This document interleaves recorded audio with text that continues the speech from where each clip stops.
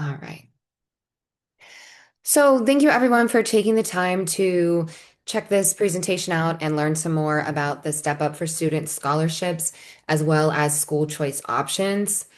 My name is Shyla Odell, and I have a private teaching business. One of my special interests is the Step Up for Student scholarships, so I have collected a lot of knowledge about them over the past few years. My daughter is on one of the scholarships, and I've been a provider for the scholarships for about 2 years.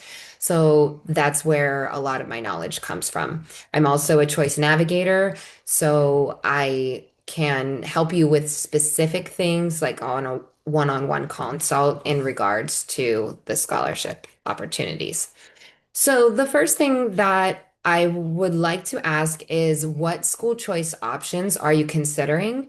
If anyone wants to put that in the chat or just unmute for a minute and share which options you're considering using for next year, then I'll dive right in.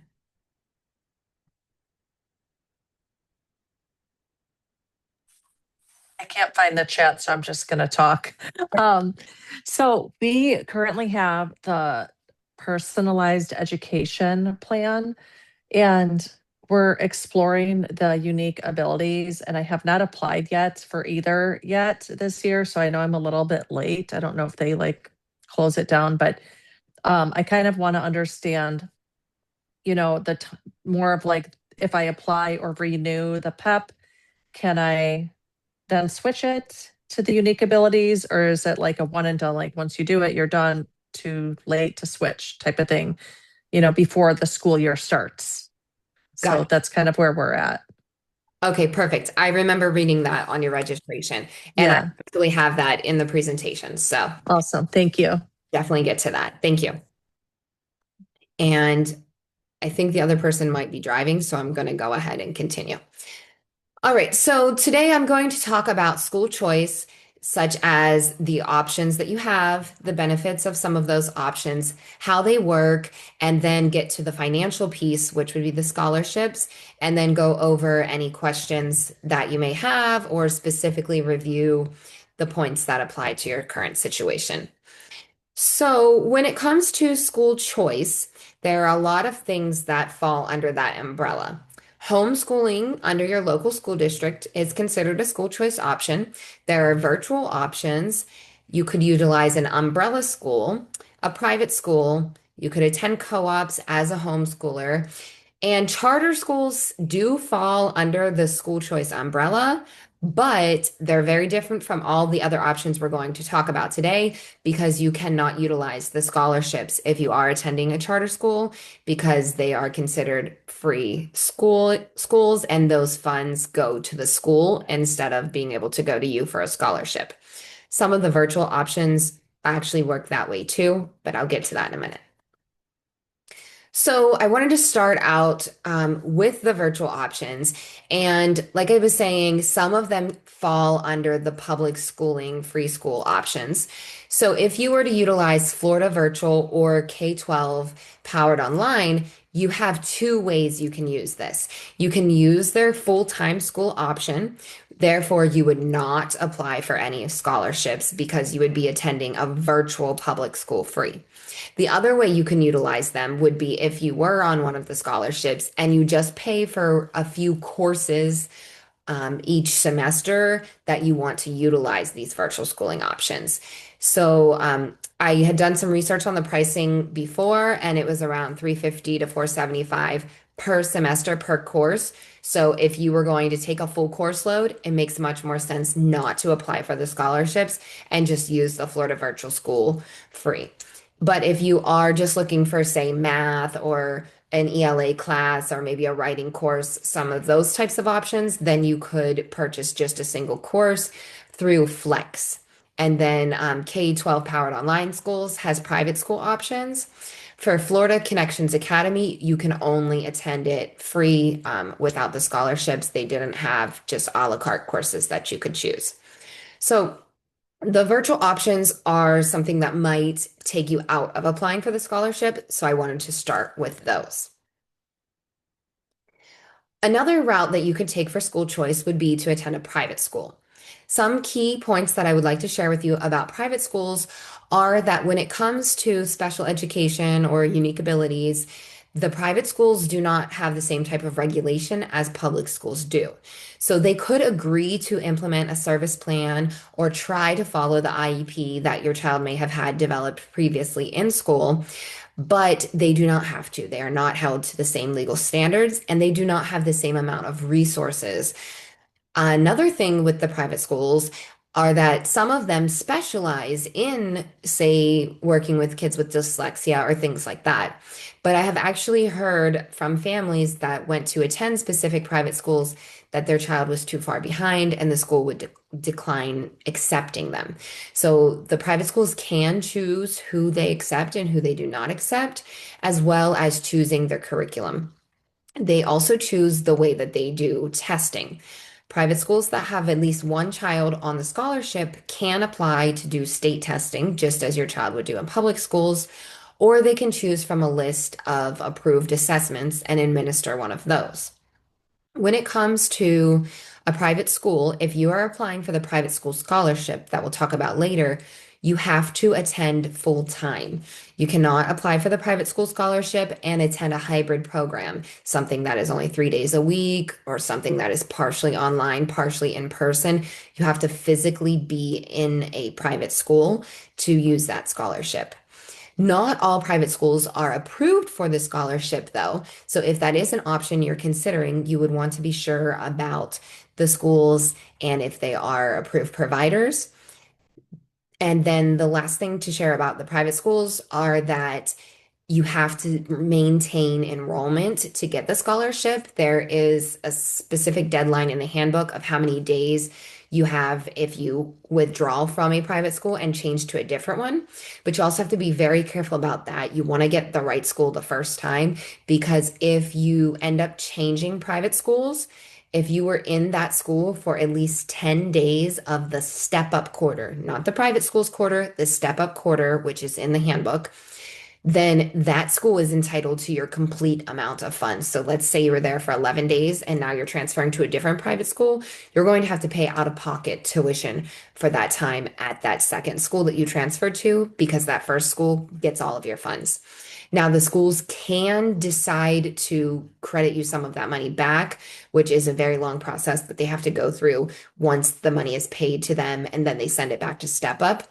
But for that option, they can choose to keep the money or to allow it back to you once you are enrolled. So always be aware of if the private school is a good fit for you, as well as the cost and different things like that, so that hopefully you don't have to make any changes mid-year that could result in some hiccups with your scholarship. Another option for school choice is called an umbrella school.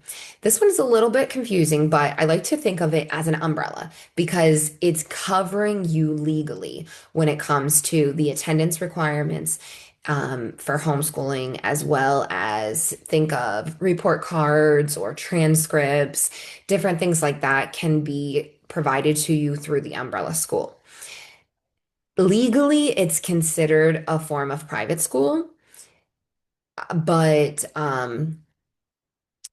you don't actually attend the school, which is how it's different because you would still be homeschooling your children at home. You would not use this option with the PEP scholarship, but you can use these types of options with the Unique Ability Scholarship. And I'll review the differences between those again once we get into the scholarships, but I like to stress that. So, when it comes to umbrella schools, they're a way of maintaining your legal compliance without you having to register and report to your county as a homeschooler. PEP is sort of in this category because it maintains the requirements. And as you may know, with PEP, you are not required to keep attendance, but you are required to do a few things. And so that's kind of where it's similar to the umbrella school. I'll go over the specific requirements of PEP too in a bit. But a couple different umbrella school options I have linked right here. So Florida Unschoolers is one that eliminates any type of testing requirements, and you don't even do a portfolio evaluation with your county.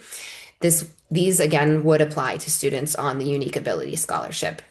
And then I've linked two other unique umbrella school options that I had noticed. Sometimes umbrella schools tell you to use a specific curriculum. Some of them offer a lot of freedom and are more parent controlled, parent led. There is a directory of umbrella schools linked here, and then this just kind of goes over more of an overview of what umbrella schools are. Another school choice option would be to homeschool with PEP. PEP is the personalized education program. The deadline last year was April 30th to apply for PEP. One of the requirements is completing a student learning plan, and you have to submit assessment results if you're on PEP this year by June 30th in order to be able to receive scholarship funds next year. And with PEP, you get the opportunity to customize your child's education and can use the funds for a lot of different things. That option is completely different than homeschooling under your county. You would not be on PEP and registered with your county. It's going to be one or the other. So, homeschooling under your county, there are still a lot of people that do this.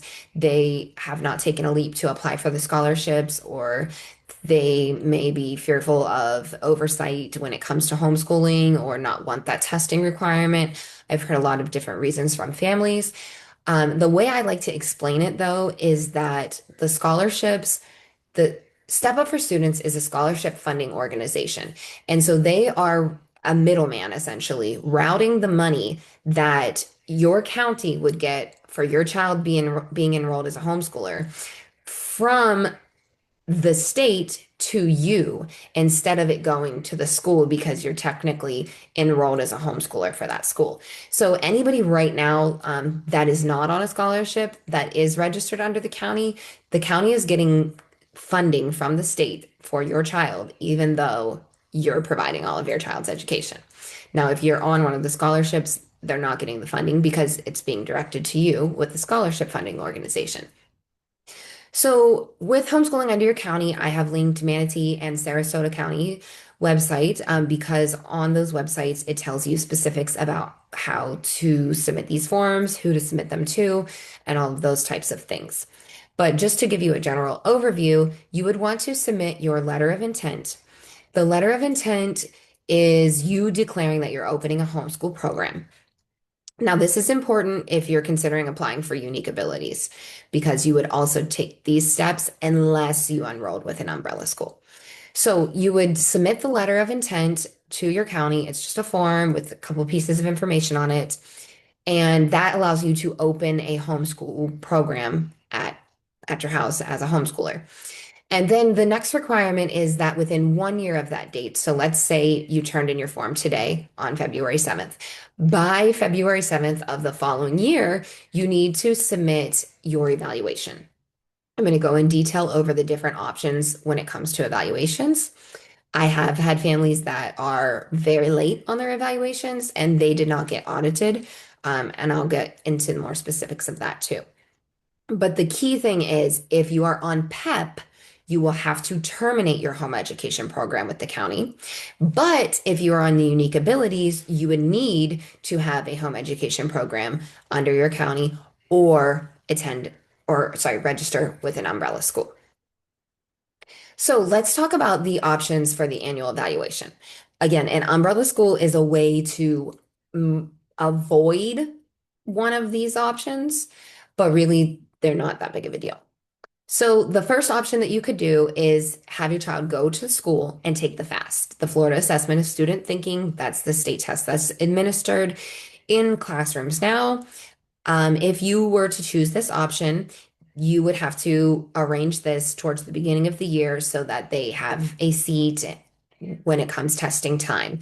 The school will get a copy of the scores and then a copy will be sent to you.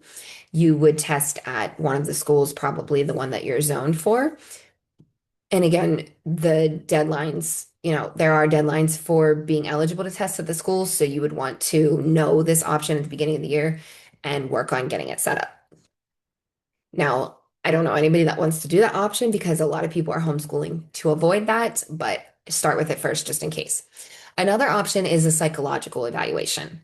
This is the most expensive option, But if you are already considering doing one because you're concerned of your child having a learning disability or a speech impairment or being gifted or some different things like that, this allows you to kind of get two things done at once. You would get that diagnosis as well as you would meet your assessment requirement for the year. This would be your evaluation. You would submit the report to the school. So, and if that's something that you don't want to do, then you might not want to take this route. If you are on Unique Ability Scholarship already, you can find providers that accept direct pay for the scholarship, or if you have health insurance and you got it done through your health insurance and just say had to pay a $300 copay, you could submit the documents to get reimbursed for that.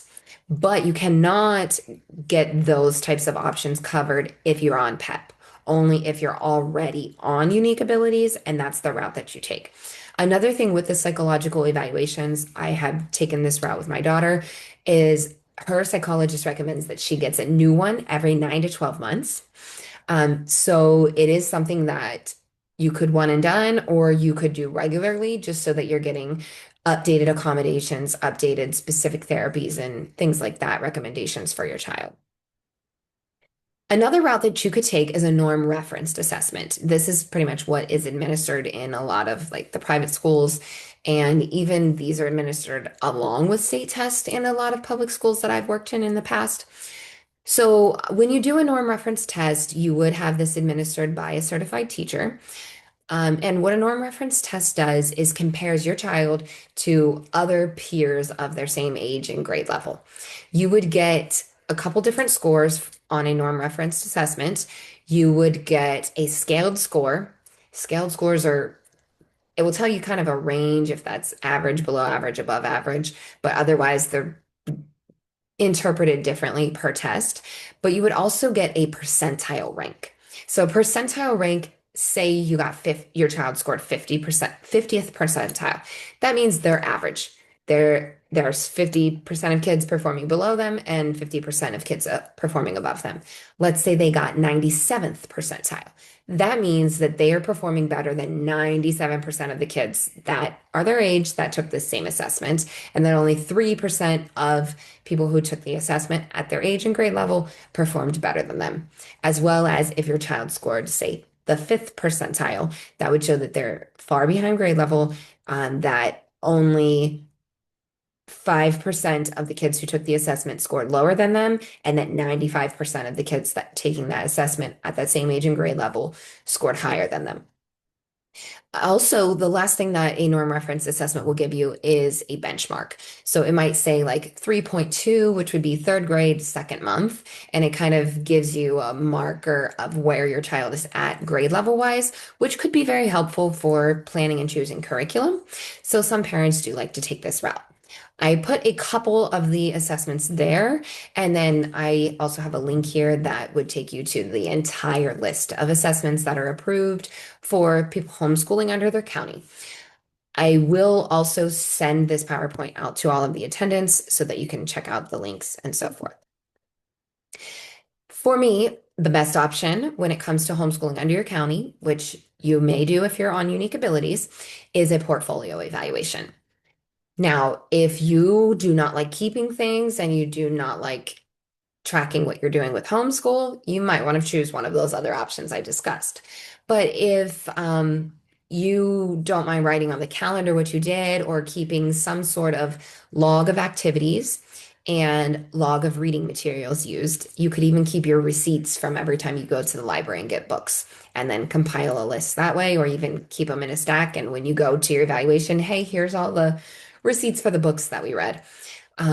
This is also one of the lowest cost options. Most certified teachers charge between $30 and $60 for the portfolio evaluations. It is a form that they're going to sign with their certification number and expiration date, and they're verifying that they reviewed your portfolio and your child is making progress. So your goal with the portfolio is to show, look, this is what we did this year. These are the activities, these are the reading materials, and have a few work samples that show progress.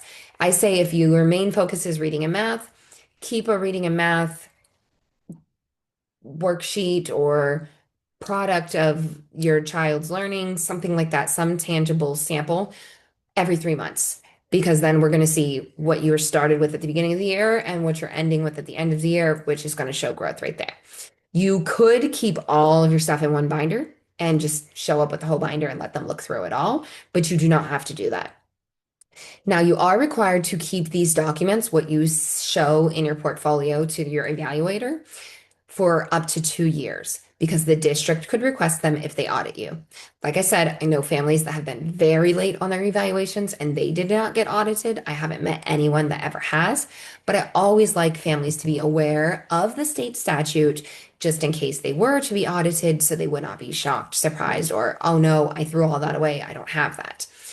So what is required is a log of educational activities that you're making while you're doing your instruction, and it includes any titles or reading materials used. So even the titles of your math book, your language arts book, any of those things, which you're not required to use, but if you do, make sure you record them. And then you can have samples of writings, worksheets, or creative materials that were developed by the student. Keep a couple of each subject throughout the year so that you're showing growth. And then, like it says, you have, as a parent, you get to determine what you put in the portfolio. It could be an electronic portfolio. You could take photos of everything. You could make a giant Word document. You could make a Facebook profile and put everything in there. You could just keep it all paper-based, whatever works best for you. But you do need to preserve it for 2 years because they could ask you to show it to them. And if so, you have 15 days to furnish this for them to see. Um, so that's pretty much the statute with that. This just kind of gives an overview of what that portfolio could look like. I've met a lot of families that are really stressed about their portfolio, but it's really not that big of a deal. You're just showing what you're doing so that people know you're actually homeschooling. Keeping your titles of reading materials. So all you got to have is at least two things that you read during the year, and then some samples of work or materials that were used by the student. I do offer portfolio evaluations. I charge $35 for them. I'm a firm believer that the parent knows what's best for the child. So I look over whatever you've brought to me and then I send you your form. Here are some specifics in this, which you can look back at later, that just kind of give you ideas. I've seen a parent, one of the most creative ways I've seen it done was they color coded the different activities. Like science was one color, math was one color, and they just each date did something with the different colors of what they had worked on. And it took me like 30 seconds to see what they had done for the whole year. And then I've also seen families that do a lot of hands-on learning and they just take pictures of a lot of things so that they can just show what they've been doing. So another thing that families wonder is if they choose to homeschool, do you have to do everything on your own? And what I'm going to run through here applies to all families, whether you are enrolled with your county, you're using PEP, or you're on unique abilities. So one of the things that you can do is consider a local co-op. A local co-op is a group that meets regularly. Anyone can create a co-op. You could create a co-op if you wanted to.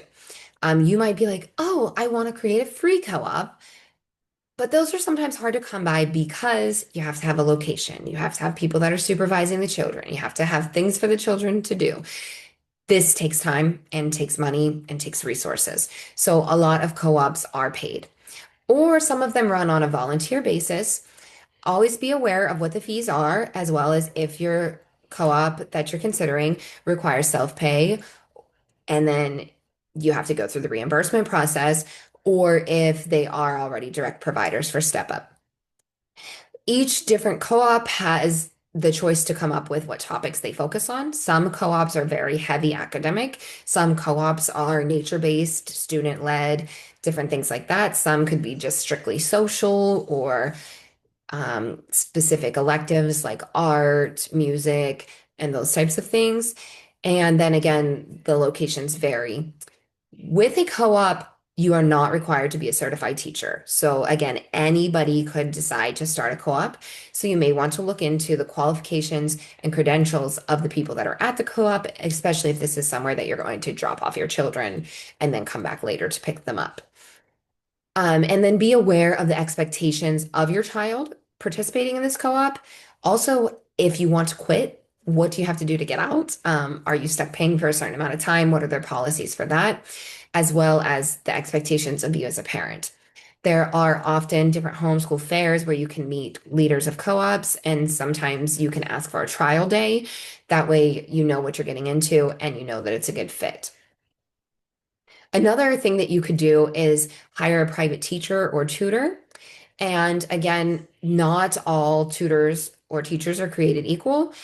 They all have different credentials. In order to be a step-up provider, you can have a lot of different options to get in there. You might be a certified teacher. You may have never taught in a classroom before. You might just have a degree that is in a related field and could get in that way. So you definitely want to be aware of the knowledge and background that your provider has, or at least checking out while they're working with your child to make sure that they're really advancing your child and targeting the things that you're hoping and wanting them to do when it comes to learning. If you do hire a part-time tutor, you are not required to have them work with your child for a specific number of hours. Now, full-time tutoring is completely different. If you use the words full-time tutoring, that means I'm not actually homeschooling my child. I hired this person and they're doing it. And that's why you have a specific number of hours and days that are required, because then it's totally different than you homeschooling your child. So, what I like to tell families is just make sure you do 51%. You can outsource the other 49. Remember, you are in charge of your child's education, so it's up to you what that 100% looks like. 30% of it could be just doing things around the house, learning typical household skills, washing clothes, different things like that, going on field trips. You could outsource one person for math, one person for ELA. They could go to this nature co-op. It can look however you want, but you just don't say, I'm homeschooling and I don't actually teach my child. I hire somebody to do everything else. Then you have to meet a specific number of hours of that teaching. But when it comes to private teaching and tutoring, make sure that your child has someone that they like to learn with. Children really learn best from somebody that they like. And then you can, once you're funded or have access to the scholarship portal, or if you ever want to message me and I check for you, that's fine too. Make sure that they are a provider, because if they are not a provider and you are paying them, you may run into a lot of problems when you're getting reimbursed, or trying to get reimbursed, I should say, because you will need their credentials, and that would be their whole entire transcript or their teaching certificate or a lot of different things like that in order to get reimbursed. Speaking of reimbursements, don't ever pay for anything with cash, because you have to have a receipt as well as proof of payment. So credit cards or bank statements suffice very well for that, along with your receipt or invoice. So I did mention that I have a private teaching business. I've linked my website there. We offer support for VPK through 12th grade in all subject areas, as well as electives, therapies, free social meetups, and more. Another thing that families often ask about, and we're almost to the scholarship part, I promise, is choosing curriculum. So you could choose curriculum with a lot of different, from a lot of different ways. I have linked a quiz that I think families should try out to see what their homeschool style is. That will narrow down less curriculum options. I also included a list of some of the curriculums that I see families use often. And Logic of English is one of my favorite when it comes to teaching children how to read. So I will kind of give a shout out for that. When it comes to choosing a curriculum, you want to consider some of the following things: how your child learns best, if the grade level that they're in is where they're performing, or do you need to go lower or higher? Are you trying to make your homeschool just like public school, or do you want it to be different? Are you planning to follow exactly what they're doing in Florida schools? That way, if you send your child back, they're up to par with where everyone is. Are you looking to teach from the book, follow a teacher manual? Are you looking to have somebody else support you with the teaching? Do you want it to be faith-based or secular? Do you want something that is just open it, do it, close it, that's it? Or do you want to kind of pull from a lot of different sources so that it's varied instruction? And then do you want something online or print-based?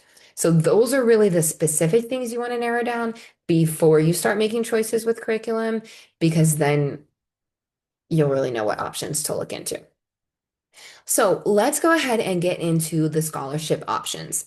And I've said this a few times, but I really like to hammer this one in. To use PEP, you will have to terminate your homeschool program with the county once you're funded. Now, if you are already on PEP, you would just never register with the county unless you're switching to UA. You would wait until you switch to UA to register with the county. If you are currently registered with the county, you would wait until you get your funds and then terminate your homeschool program. But if you are going to use UA, you would stay registered with the county. And again, I'll talk specifics about that afterwards, um, just to make sure you know your specific situation, what to do. You cannot be enrolled in public school, not for a day, not at all, and utilize the scholarship programs. Charter schools, no. Public schools, no. You cannot send your child to school for speech therapy. That would stop your eligibility for the scholarship. There are a few schools in Florida that have elected to pay to charge families for speech therapy, and then you pay with your scholarship. I'm in Manatee County. I know some of you are too. They don't. They are not one of the counties that will do that.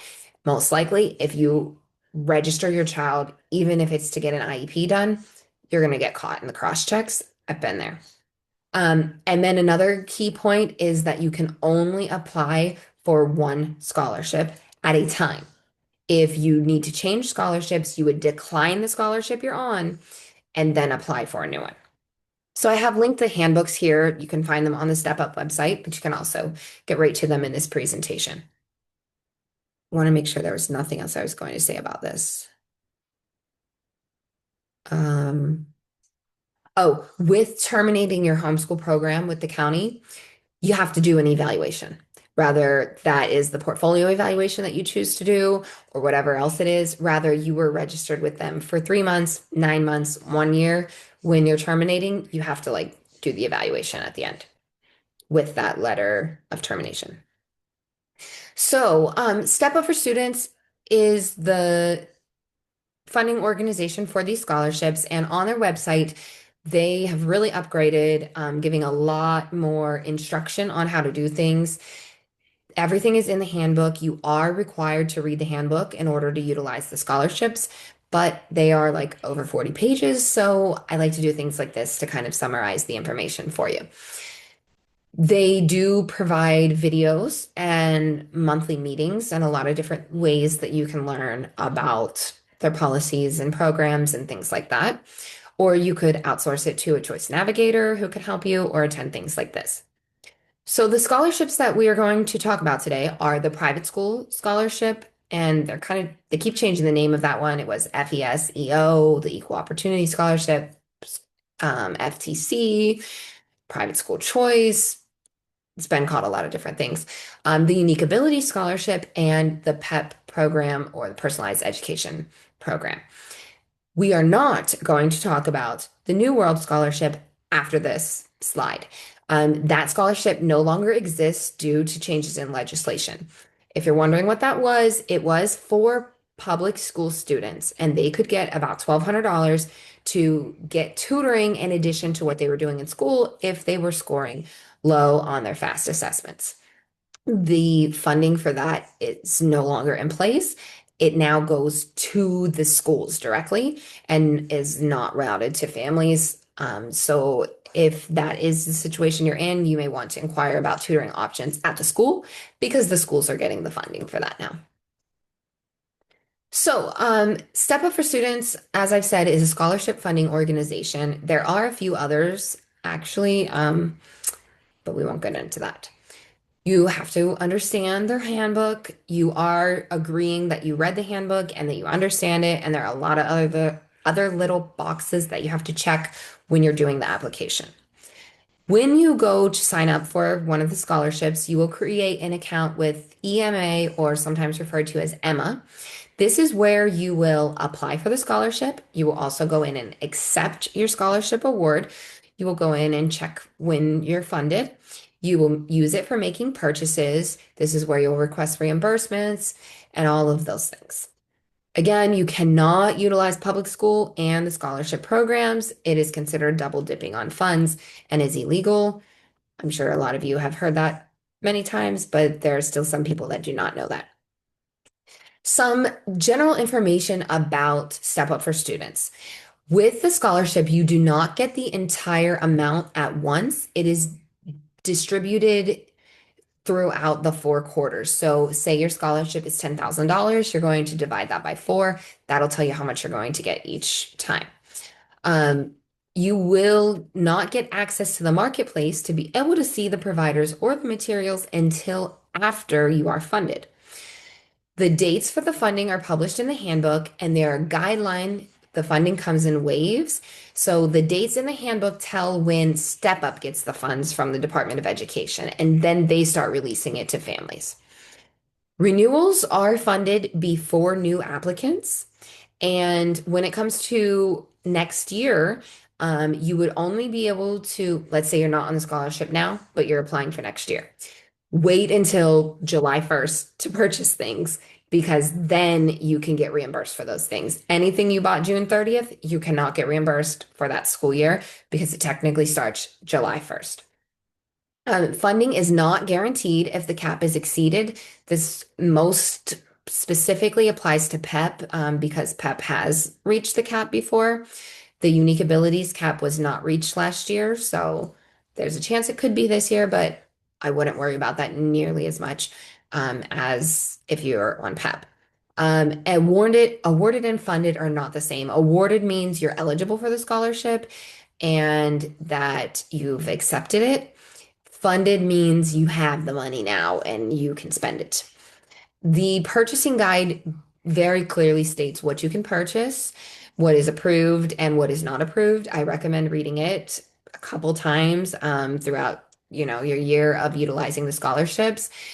But what I also like to say is, especially if you're not sure about getting funded, which if you're a new applicant, that happens in September or November.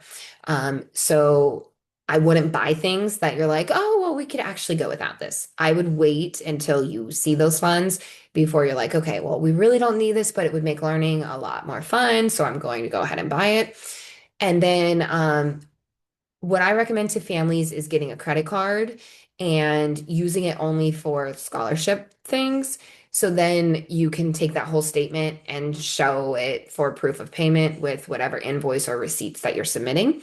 It makes it easy so that you don't have to blank out things or have your other personal account stuff on there too. Especially if you can get a 0% interest card, because then you'll definitely get your reimbursements in time. Now, in the past, I have gotten reimbursements in less than 30 days before interest would be collected on the cards that I had that were not zero interest cards. But this year, I've noticed that the reimbursements have really slowed down a lot. They say that the reimbursements could take up to 60 days if they are not put on hold. If there's any type of documentation missing or something incorrect, then it will be put on hold. It will kick back to you. You have to furnish what they're asking for, and then it could take another 60 days from there. So it's definitely great to be aware of what is approved and not approved purchases and what documentation needs to be submitted when you're doing it so that your reimbursements will go through smoothly. Let's talk about the deadlines. So the deadline this year for PEP is April 30th. And this is also the deadline for unique abilities renewals. Renewals, as in you're already on that scholarship this year. You have until April 30th to renew and be funded as a renewal. For the families that are new to UA or that are already on PEP and considering switching to unique abilities, the deadline is Sunday, November 15th. So you have to apply for unique abilities by Sunday, November 15th in order to be able to apply for that scholarship for the year. Now, the deadline to switch from the private school scholarship to PEP or PEP to the private school scholarship is April 30th. If you are switching to the unique abilities, the deadline to get 100% of the unique abilities funds is September 30th. So if you are going to apply for PEP right now, and then say your child is going to be evaluated in March or April, then you would decline your PEP application, decline your PEP scholarship, and then apply for unique abilities. Let's say that that evaluation doesn't happen until August, then you may have already gotten funds for PEP. You would decline PEP. It's going to send whatever funds you have there back. Then you would apply for the Unique Ability Scholarship. So your best bet is to try to get it all done before April 30th. Then you'll know if you should apply for PEP or apply for Unique Abilities. You could apply for PEP first and then apply for decline it and do Unique Abilities before that PEP deadline is another route that you could take with it. But to get the full unique abilities amount, you have to have applied for it by or switch to it by September 30th. You can only switch once per year. You have to decline that current scholarship and do a new application. This is not the deadline for applying. This is the deadline for logging in and accepting the awarded scholarship if you are approved. So once you apply, you do have to log back in and accept it. And I actually did my daughter's unique abilities renewal and less than 24 hours later was able to log in and accept it. So we're good to go for next year from doing that at the beginning. Actually, I even applied on the first, but late night. So anyways, the deadline that you new students have to accept or decline by is December 15th. And then the renewal students have an earlier timeline because it's really difficult to explain FTE funding wise and everything, but basically they're getting the funds earlier than the new students, so they have to be confirmed earlier than the new families. So when you go to apply, you will need proof of residency in Florida. You have to provide these documents from the same parent. Don't put your husband's driver's license and your name on the electric bill.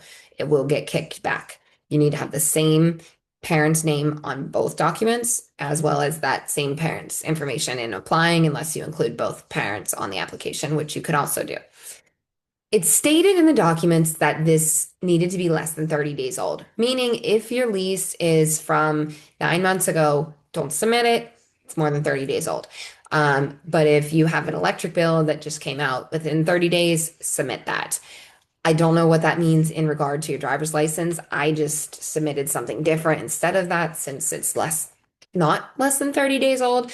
But I have seen on Facebook that people were able to submit that even though it wasn't 30 days old. So it's up to you if you want to take a chance with that.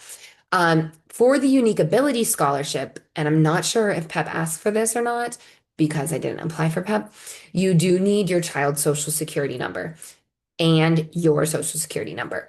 I believe that the reason for this on the Unique Ability Scholarship is so that it's related to the FLID, the ID that students have in schools, so that if you were to enroll your kid in school, it triggers like, hey, this is the same kid on the scholarship and in schools. They'll stop your funds. Now they go to the school kind of thing. I'm pretty sure it's related to that on why they're using this or requiring this now because they have not in the past. But there's been a lot of people getting caught in cross checks. 23,000 kids on Unique Ability Scholarship had their funds frozen because they were found to be claimed by a school as well as on the scholarship. So they're really looking legislation wise to make changes to stop all this double dipping, double funding. Anyhow, for unique abilities, you may need to submit proof of age depending on your child's age, like if they are under 5 or if they are over 18. And then you have to have a diagnosis for unique abilities. I have linked the full list here, but I'm going to go to a partial list to review with you. It needs to be signed by a medical doctor, a nurse practitioner, or a psychologist. So if you have a full psychological eval, that would suffice. If you have a speech evaluation, you would need to take it to a medical doctor and have them sign off on it so that it becomes an official diagnosis. This speech therapist or say occupational therapist could evaluate you and say that you have these things, but then the requirement is that it is signed off by a medical doctor or nurse practitioner. I have seen UA scholarships get kicked back if it was not signed, and it needs to be not an electronic signature, a handwritten signature. Um, okay, I'm missing a page here. I'm sorry. What I had here next was the unique abilities, some of the different diagnoses that are qualifying, and then, but you can find them on their website too. And maybe it got moved to a different spot in the slideshow, so I'll keep an eye out for it. But the other thing is under other health impairment, ADHD or ADD are also qualifying conditions as well as asthma. Next, I have up to talk about the private school scholarship. I really want to just flip through here and see if I can find, yeah, here's the unique abilities part. I'm sorry. I'm going to skip to this. So, and then I'll go back to the others. So, this is the list of some of the diagnoses that would qualify you for the unique abilities scholarship. But this is not inclusive because other health impairment is right here. So, when you look at what other health impairment means, limited strength, vitality, or alertness. So this is kind of sensory processing related in a sense, chronic or acute health problems, asthma, attention deficit disorder, ADHD, Tourette syndrome, diabetes, epilepsy, heart condition, so forth. It gives some other conditions that will qualify you under other health impairment. So a specific note signed from a doctor, this person has lead poisoning, signed by the doctor, boom, you submit that, you apply, you're eligible. This is going to take you to the award amounts. Mostly all applicants are going to fall in that 251 to 253 matrix score area. A 254 or a 255 requires extensive services. So just because your child has two or three diagnoses does not put them into that extensive service category. It is based off of a matrix, which is based off of their IEP. So your child would have to have an IEP developed by the school district in order to have a different matrix score above a 253. And if that's something that you think your child would be eligible for, I'm happy to talk with you more about it. But it is definitely a long, drawn out process, and your child has to have very specific needs with lots of documentation providing all of them. And then the award amounts do change slightly by grade level. So now let me wrap this part of the Unique Ability Scholarship up, and then I'll go to the other scholarships. So ages 3 to 22 with a specific diagnosis are eligible for the Unique Ability Scholarship. You have to be 3 by December 31st, and then you have to be under age 22 by September 1st to be eligible. The average is around $10,000. You can use this scholarship for private school. You could use this scholarship for co-ops. You could use this scholarship for private teaching. You can hire therapists. It could be specific therapy with a psychologist. It could be horse therapy. It could be music therapy, art therapy, occupational therapy, speech therapy, ABA therapy. You can see specialist and get specialized services only on the Unique Ability Scholarship. You do not have that access with PEP. You do not have to have a speech impairment diagnosis to get speech therapy with unique abilities, but you could get the diagnosis so that you could qualify for unique abilities, if that makes sense. And then for the Unique Ability Scholarship, you could also purchase technology. There are a lot less limits on technology than for those on PEP. I know that you can get a TV with PEP, but I believe you cannot get laptops, at least at this point. With the Unique Ability Scholarship, you can purchase a laptop, a computer, and a tablet, which iPad falls under tablet, every 2 years. So it has to be within 2 years for each of those items, but you can purchase all of them. Versus with PEP, you don't have the opportunity to purchase, I don't believe, any of those things. So anybody that's eligible for unique abilities, I encourage them to apply because you do get about $2,000 more on average and access to a lot more things that you may find as the year goes on you may need. You can also purchase curriculum with them and you can send money into a college savings account. The thing with the Unique Ability Scholarship is you can only have up to $50,000 in your funds at a time before they will not fund you anymore. So you would want to move the extra funds into a college savings account or spend them on something throughout the year. With this option, you get the most flexibility, not only with the things you can do with the money, but as your schooling options. You can enroll as a homeschool student with your county. You could choose Florida Unschoolers or a different umbrella school to manage your attendance requirements. You could attend a private school. I even know of a family that attends a private school that doesn't take the scholarship, but they're on unique abilities. They use it for tutoring and therapies, and they pay out of pocket for the private school. Before they were on the private school scholarship and their school didn't take it, so they didn't get to use the scholarship at all. And they had to pay out of pocket for all of those things. So it's a great way to open up more opportunities. The purchasing guide for the Unique Ability Scholarship is attached here. It is different than the purchasing guide for PEP. Trying to get my computer to let me go back.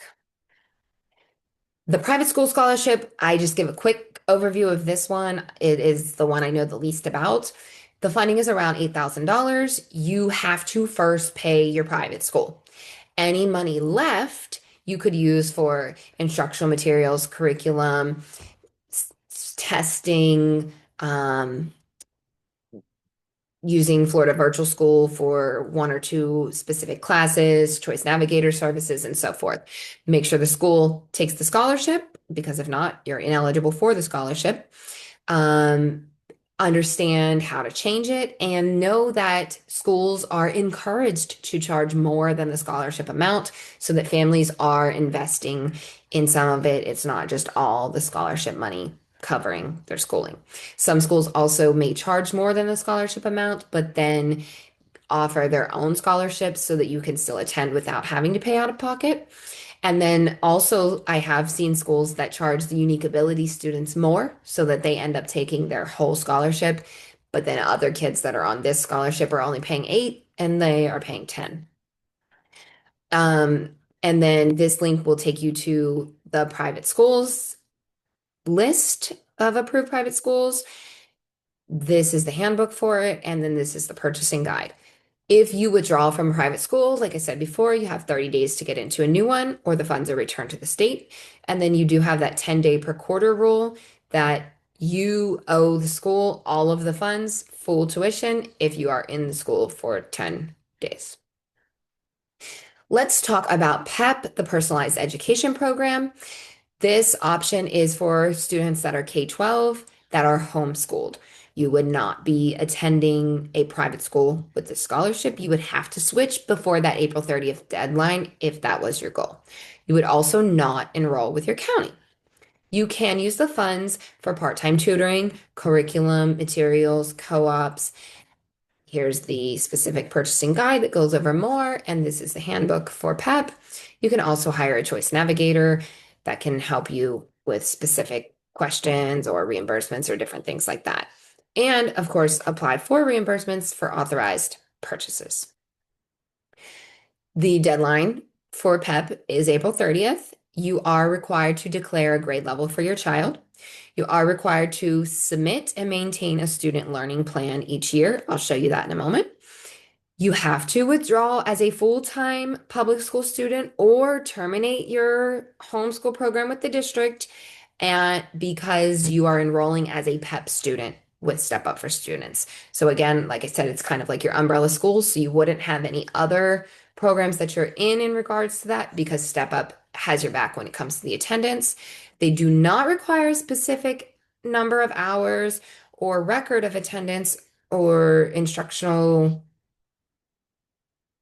days or notes or whatever I want to say. Can't think of the word, sorry. But they do require you to take a norm referenced assessment annually. They offer over 20 options for the assessments. This list will take you to all of them.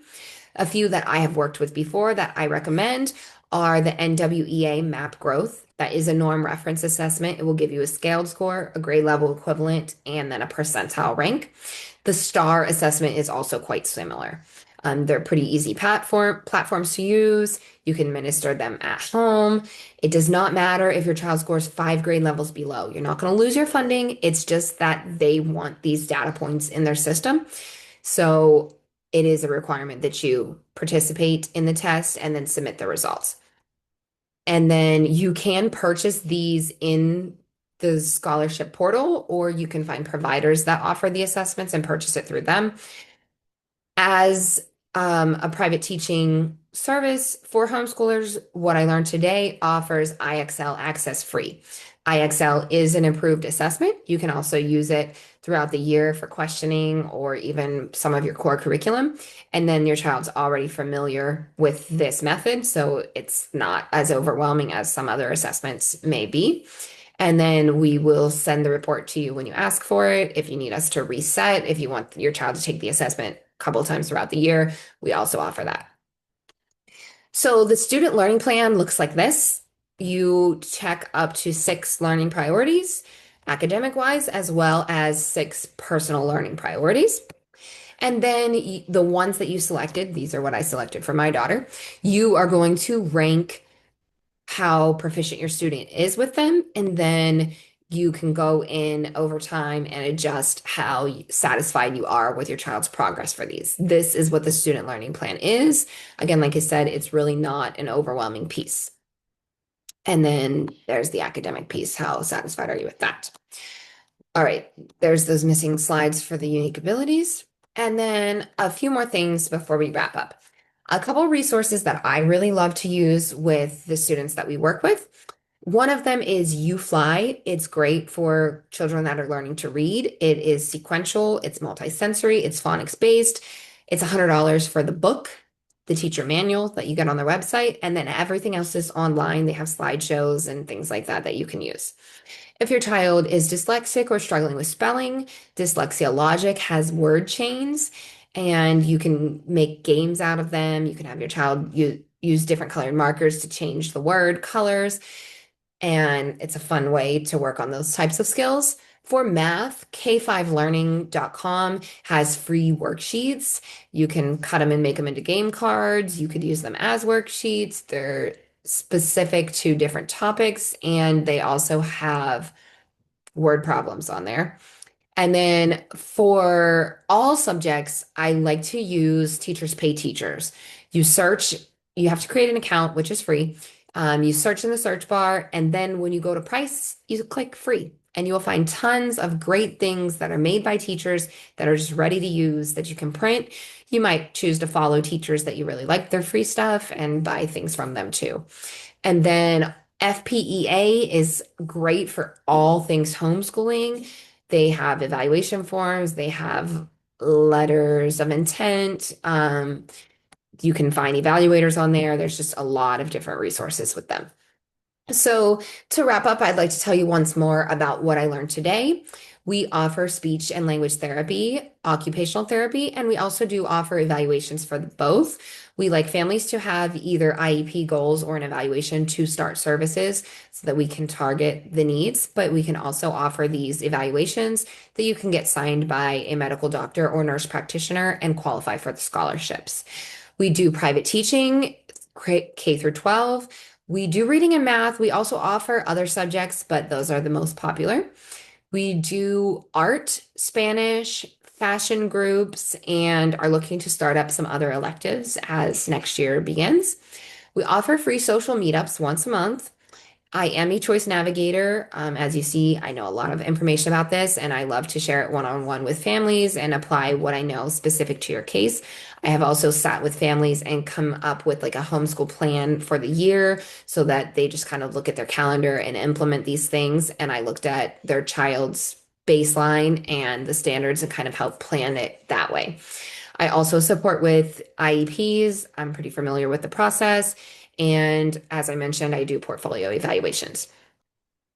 So, what I would like to do now is stop the recording and speak specifically to the families here about which scholarship that you think you should apply for based on what we discussed, which enrollment options you're going to be able to use with the scholarship you're applying for, just to make sure that you understand, because this was a lot of information, what you need to have with you ready to apply, and then if you know when you'll get funds. And if you have any other specific questions. And those of you that are watching the recording can feel free to email me those things and set up an appointment if you'd like to have an initial discuss or an additional discussion about that. So thank you all for that. Those of you that are here, I'm going to go ahead and end the recording and then chat with you specifically. I thank you all for your time, and I hope that this has been informational and helpful for you.